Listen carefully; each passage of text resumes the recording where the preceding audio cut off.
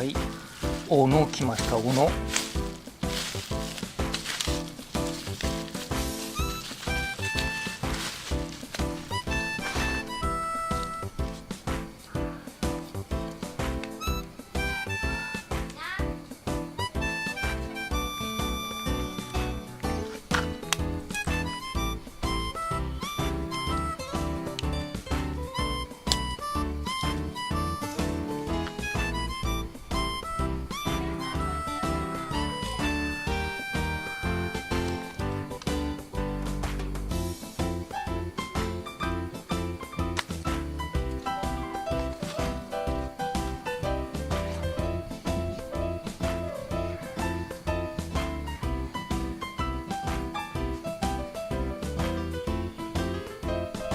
早速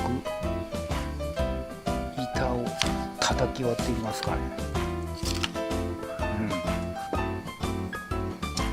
これはね、目が逆なんですよね。これ割れるんですかね。目が逆なんだけど、目はこっちですよね。こっちなんだけど、こっち方向に割りたいですよね。割れるのか。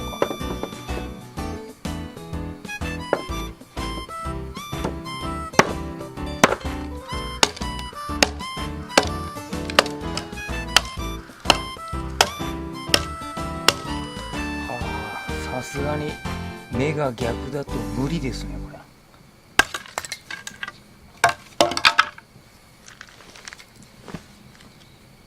縦はね、すんなり割れるんですよ、縦は。